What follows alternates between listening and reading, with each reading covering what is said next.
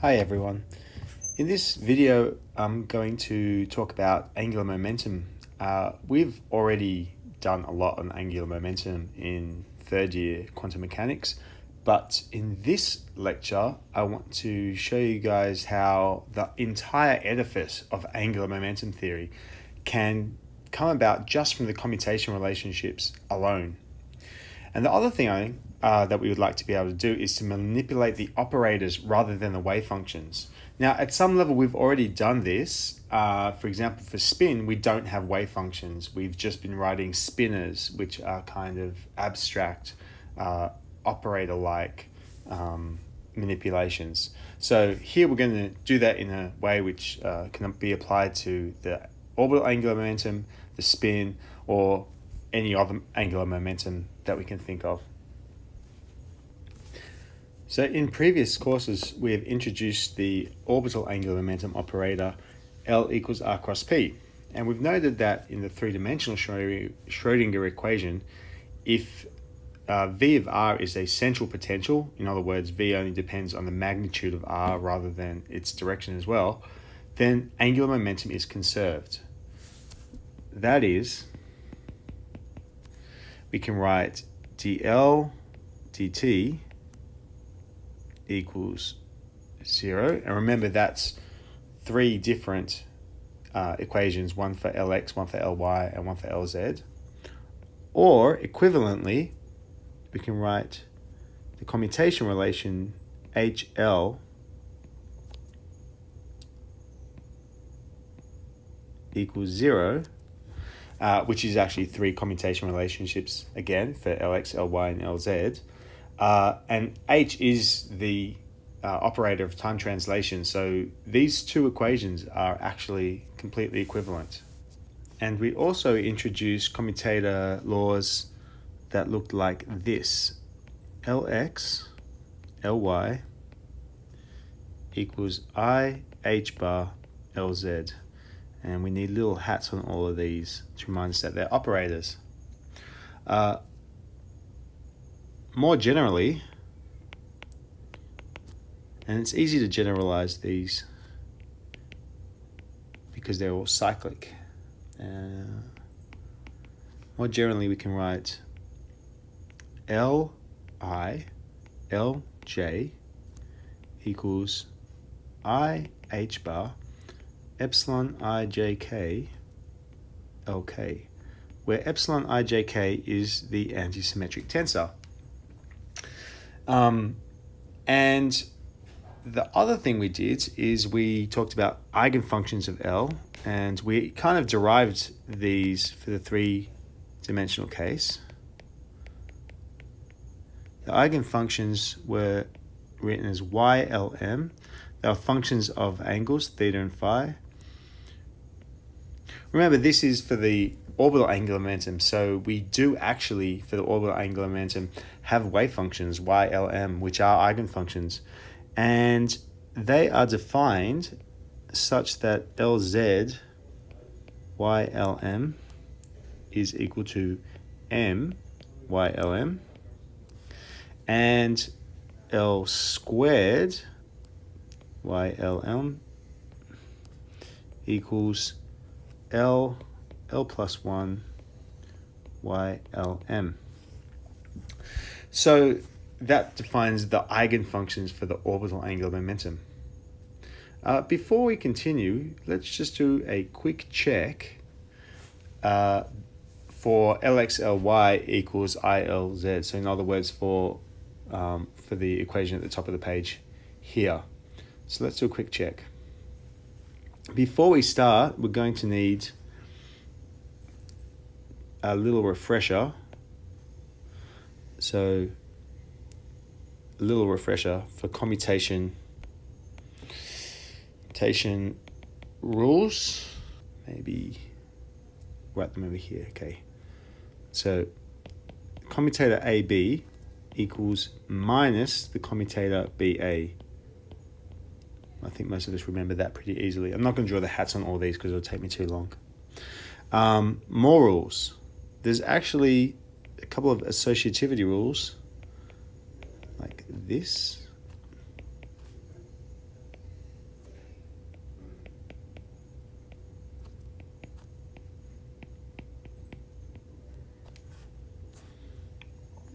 And these two are a little bit harder to remember. So you just have to get used to these ones a little bit. So what you do is you split these up. So, and we're going to make extensive use of these rules in a second. So good to remember these. So the way you remember them is, firstly I'm going to split up A and B. So I've got A and C, but I don't change the ordering of A and B in these rules. Yeah? So you see, you don't change the order of A and B. And so that way that's an easy way of remembering how it works. So we're going to make extensive use of those commutation relationships. Now, as we attempt to prove that Lx, Ly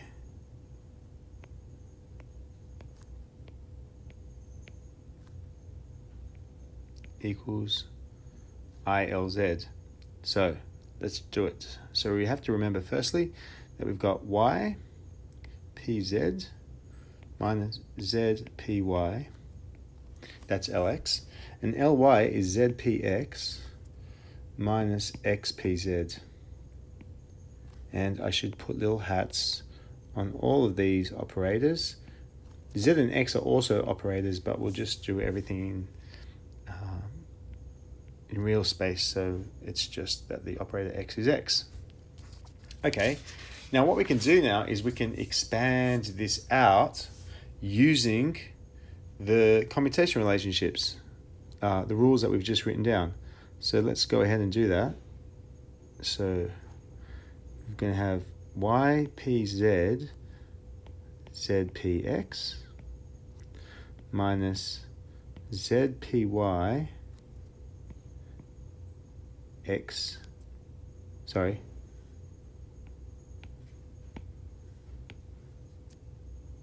zpx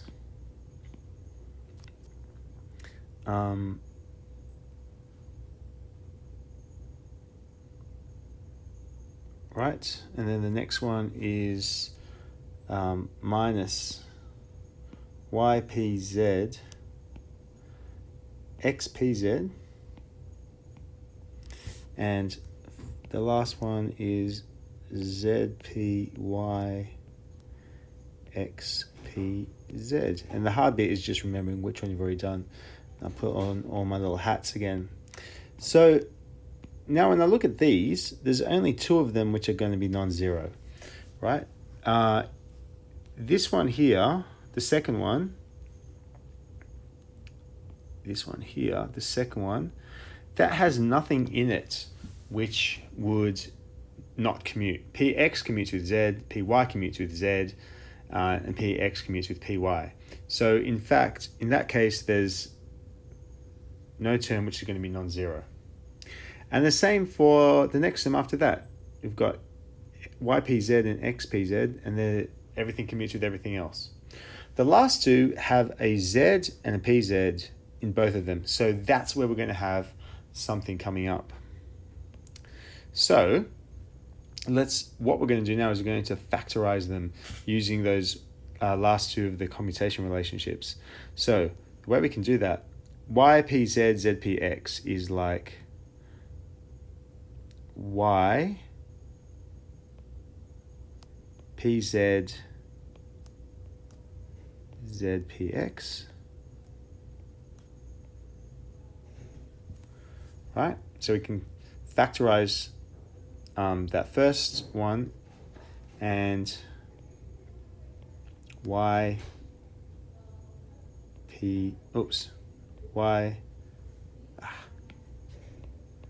gotta remember which one I'm doing at the moment. Y zpx times pz. So looking at this, it's clear again that the second of these terms is going to vanish because y, px, and z, they all commute with each other. So in fact, this term is going to disappear entirely.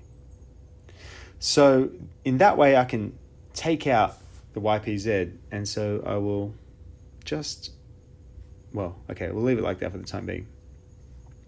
Actually, I'll delete it. right? And the next term, we can do the same thing, and we're going to get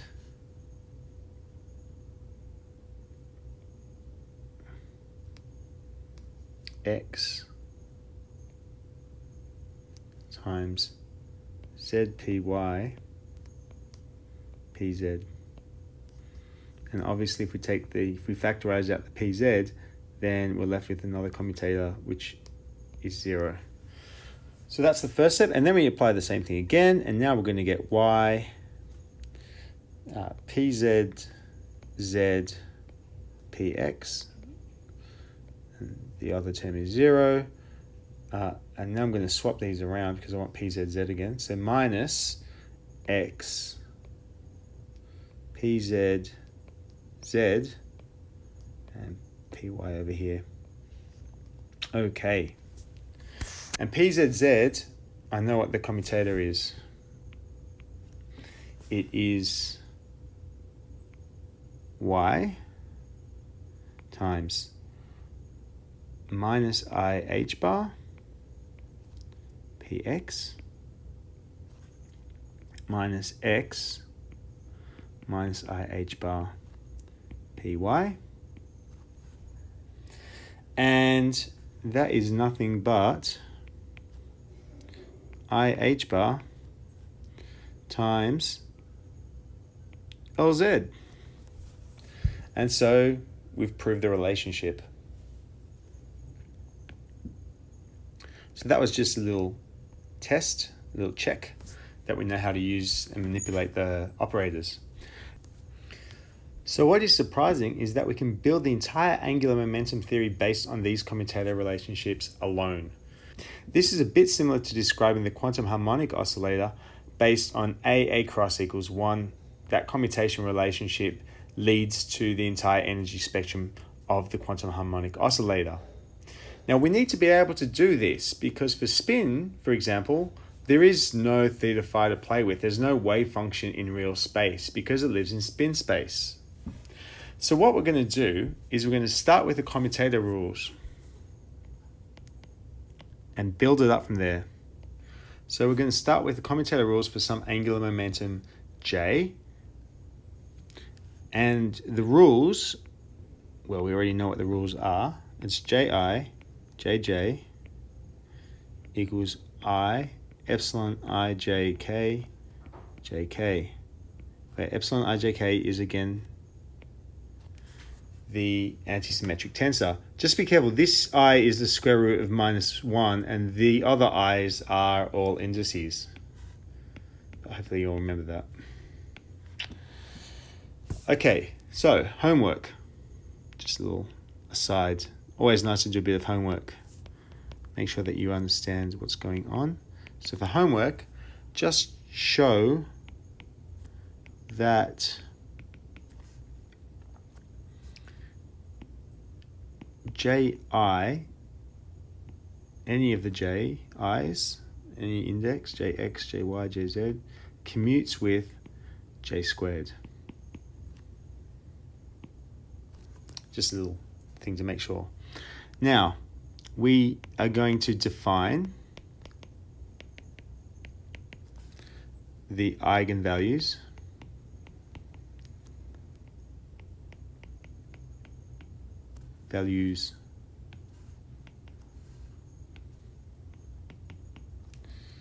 of J squared and Jz. We can simultaneously, because they commute, Jz and J squared commute, we can define an eigenvalue of both simultaneously.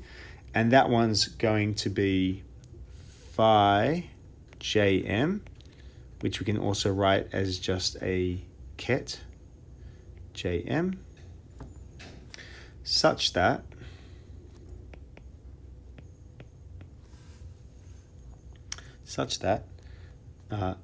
Jz applied to the wave function is going to give me h bar m Jm. Oh, sometimes I'm putting this h bar in and sometimes I'm not. So I usually let h bar equal to 1, but I'm putting it in sometimes just for clarity, just so that we remember where they would go if we had to put them back. Usually we don't have to put them back.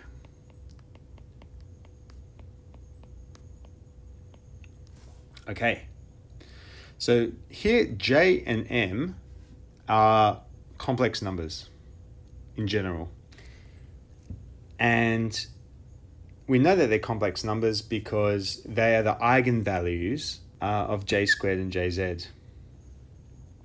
M is a number, and J plus 1 can be any number, so then J can be any number. Okay, now let's normalize it. Normalize the wave functions in the usual way.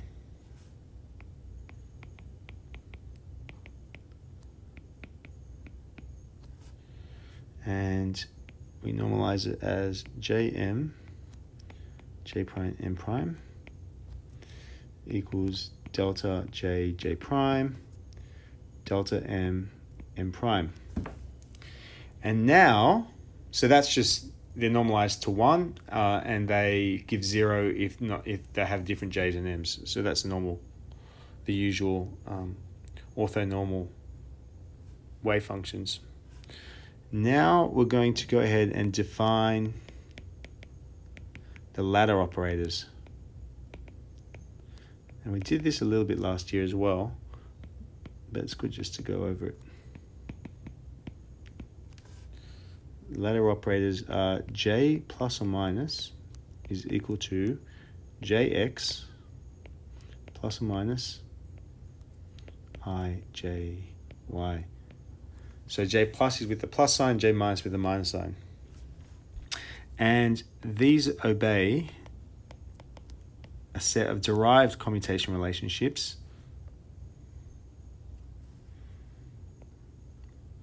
J plus, J minus is equal to 2H bar JZ, and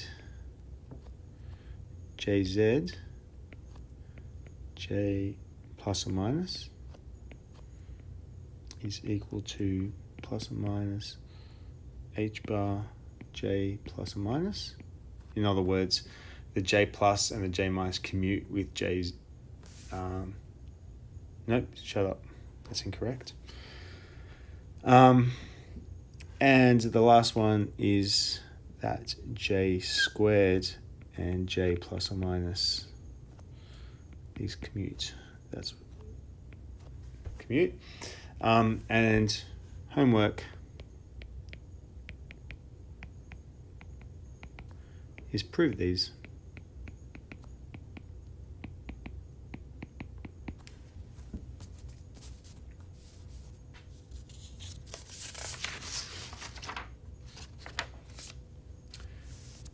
Now, just because I said that the eigenvalues are complex numbers, that doesn't mean we can't put some restrictions on them. So let's have a look at what those might be. What I can do is I can write down the expectation value of Jx squared.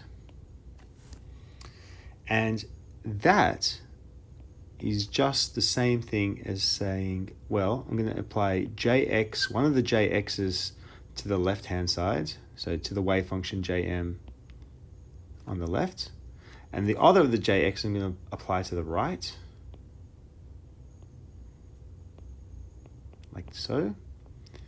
And now I can see that that is a bra and a ket of the same function, so it must be greater than or equal to 0.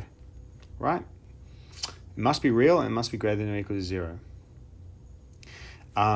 And so, if that's the case, that means that I could do the same thing for Jy squared and Jz squared. And so that means that then Jmj squared, if I just add them all up, the Jx and the Jy and the Jz, and we know that each one of those is bigger than or equal to 0. So the sum of them must be bigger than or equal to 0. But I know the expectation of J squared operator on the eigenfunction Jm. It's just J plus 1. And so that must be bigger than or equal to 0. And that means that j itself is bigger than or equal to 0. And you might be asking at this point, hang on a second, you're cheating. What about j less than or equal to -1? If j is smaller than -1, then I can get like -2 times -1 is greater than or equal to 0 as well. So what's that all about? Well, if we have this, then what we can do is we can then define a new j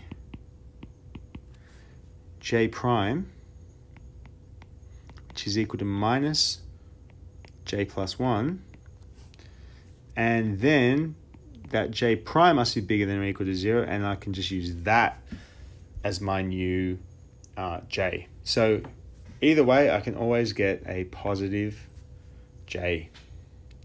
So that's to find some limits on j. J is bigger than or equal to 0. Next, we're going to take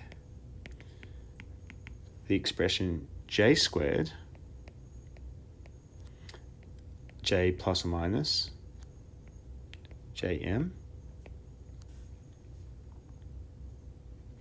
And because j plus or minus commutes with jz, we've already tested that out. That was your homework. So I can just swap them around. And then that's equal to j plus or minus applied to j plus 1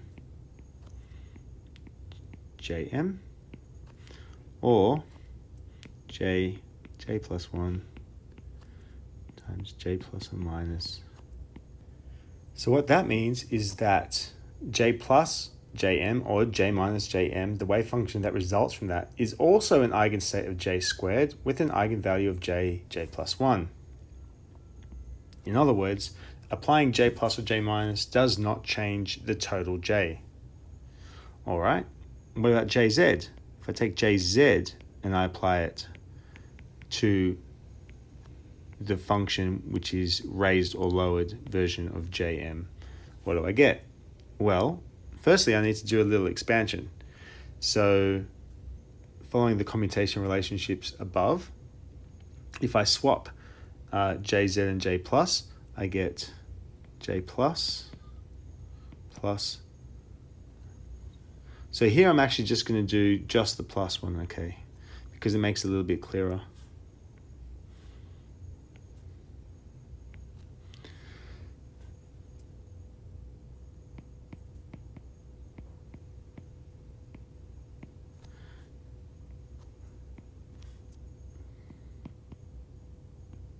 And now if I apply both of those across, I can see that that is the same thing as taking the j plus and applying it to 1 plus m times jm.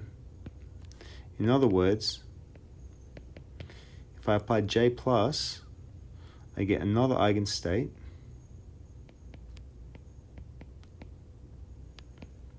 of jz with eigenvalue m raised by 1.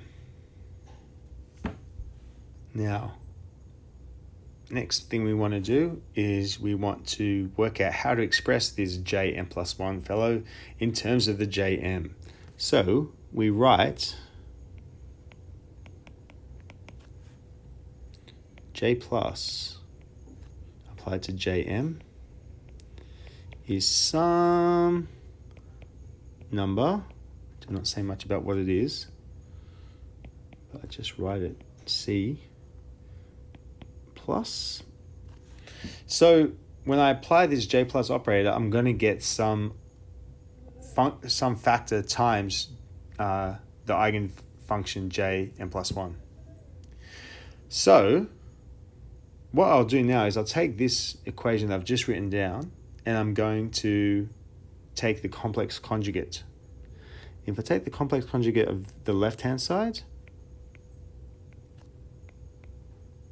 I get that, where j minus is acting to the left.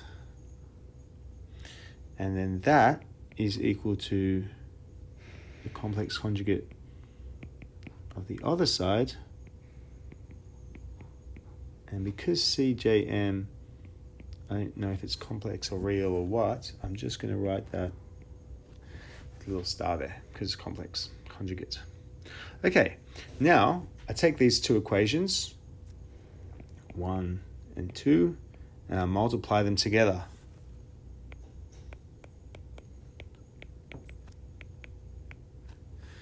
And multiplying them together, I will get Jm, J minus,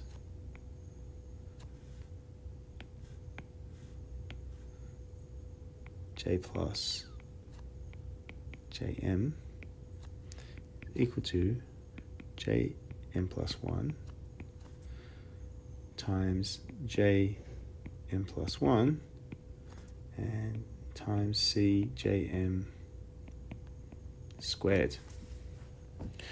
Right, so you can just take, it's just a complex number, so I can take it right through. And now I need to do one little extra trick, and that's to work out what this J plus J minus is, or J minus J plus. So let me write this out. So J squared is equal to Jx squared plus Jy squared plus Jz squared. And I can express that in terms of the raising and lowering operators. I just have to make sure that when I expand it out, it gives me the right value, which is why I need to take both sides of the, J plus, J minus, and J minus, J plus, instead of just one of them, to make sure that whatever's left after the commutation disappears. So you should expand that out yourself just to check. And that's equal to 1/2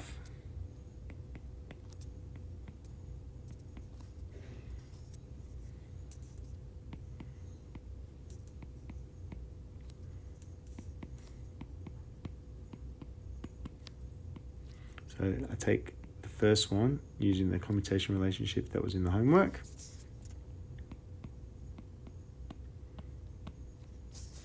And then I expand it out, and I see I've got two of these J minus J pluses, but there's a factor of half out the front, so I can write J minus J plus plus Jz plus Jz squared.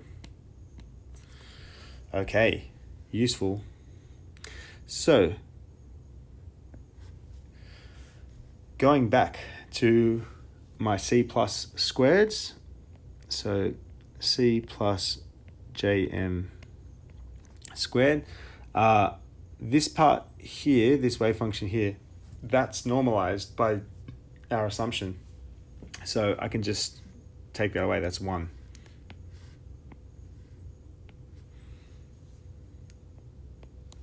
So the expectation value of this is just Jm, J minus J plus. So now I'm going to take this, and using the formula that's just above here, I've got J squared minus Jz squared minus Jz itself. Yeah? And Jm is an eigenfunction of all of these operators. So this is just J plus 1 minus M squared minus M.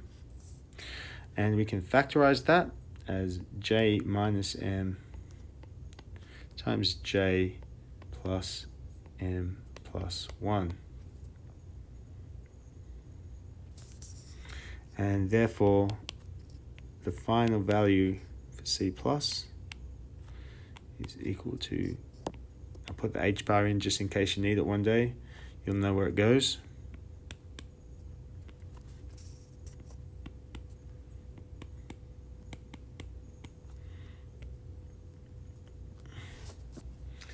Okay, and obviously the homework is going to be prove it for the C minus.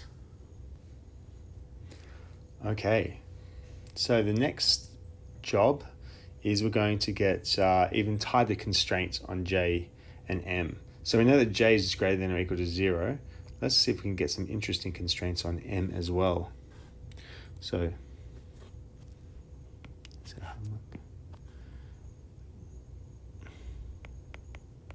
next, consider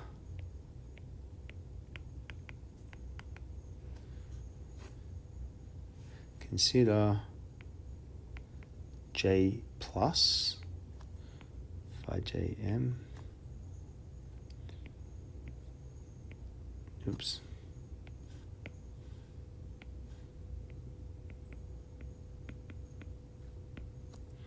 And that's going to be bigger than or equal to 0 again, right? So we've already done that one before. Now, that means that if I take this equation and I write it as Jm, J minus, that's the corresponds to the bra above, and then I'll take the J plus this one as well. That means that this expression is also greater than or equal to 0. And we've already seen how to expand J minus J plus, so let's do that. That's Jm.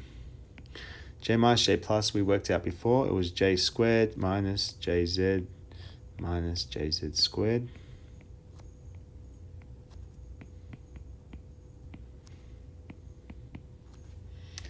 And that means that J plus 1 minus m plus 1 is greater than or equal to 0. In other words, J plus 1 is bigger than or equal to m plus 1. And so that's amazing.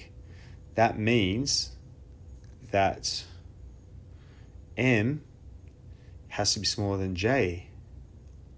All right, let's just, before we consider that, one more thing. Also, if we take considering just the opposite, we do j minus phi jm, j minus phi jm, that's also greater than or equal to 0.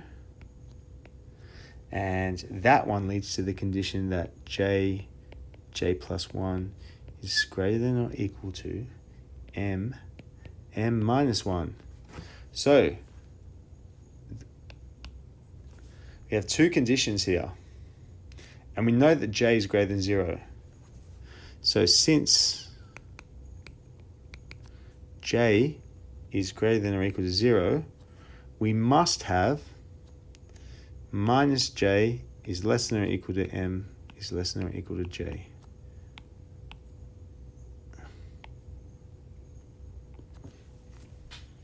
Okay, so that just tells us that the only m's which are allowed are somewhere between minus j and plus j. I don't know why that turned into a small m. It should be a big M. We've used a big M everywhere else. Okay, next. We're going to put even tighter constraints. We're going to find out what the maximum value of m can be. And the way that we're going to do that is we're going to consider, one more time, consider the eigenfunction Jm max, whatever the one that has the maximum m is. We know that m max is something smaller than or equal to j, and what we're going to show is that it's actually equal to j itself. So we take this one, and then we're going to apply the same thing again, j minus j plus.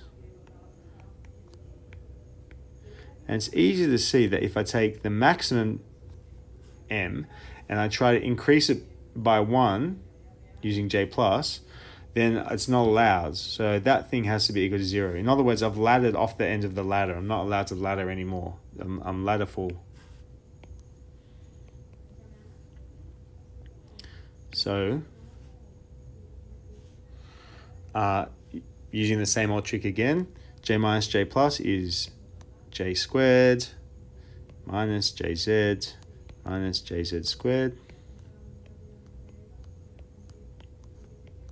applied to j m max equals 0. See, that was just that j minus j plus expanding to j squared, jz, and jz squared. That's just a function of the operators. It has no bearing on whether it's applied to a reasonable or unreasonable wave function. So I can definitely apply it in this case. And that means that j squared, oh, my apologies.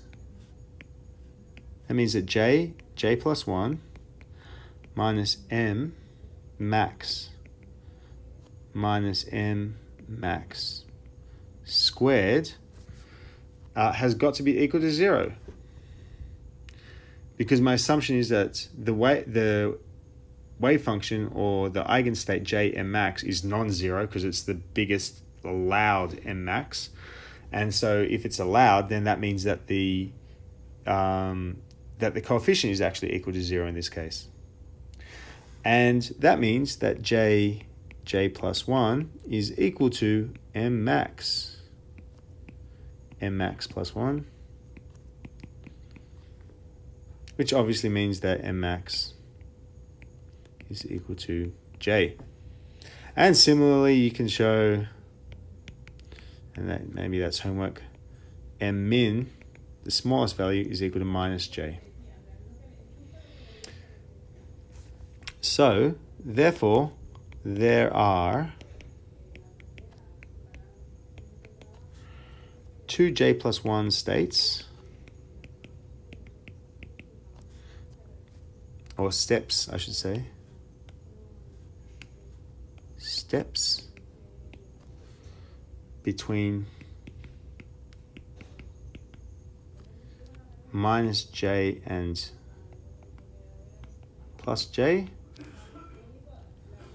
So therefore 2j plus 1 is an integer,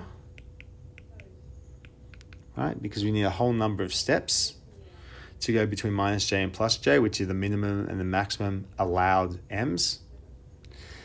And m has values from all of them. M equals minus j plus 1,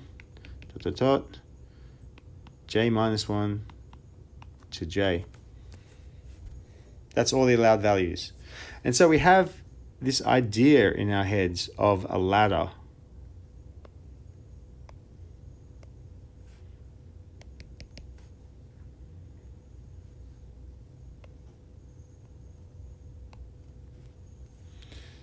And this is minus j plus 1, minus j plus 2, that's j minus 1, that's j minus 2, etc. And these are all the values of allowed values of m. And also this little diagram means that j can be integer, or half integer is also allowed.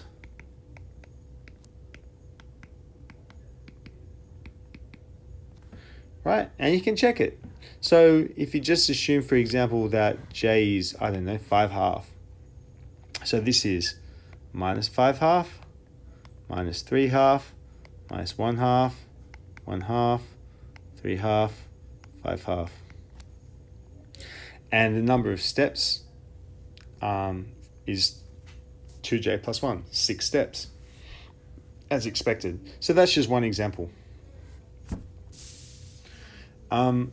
Finally, it may be worthwhile to just quickly talk about how one might go from the operator form to back to the spherical coordinates in the case that we're talking about the orbital angular momentum. So for orbital angular momentum, we can connect the ladder operators back to the spherical coordinate representation using Lz equals minus IH bar dd phi, and L plus or minus given by this slightly more complicated expression. So if you know the stretch state version, then so YLM, if you know YLL, then you can do L minus just using this formula, and you can then generate back all of the angular momentum wave functions for orbital angular momentum. Okay, that's all for this lesson, and I will see you guys later.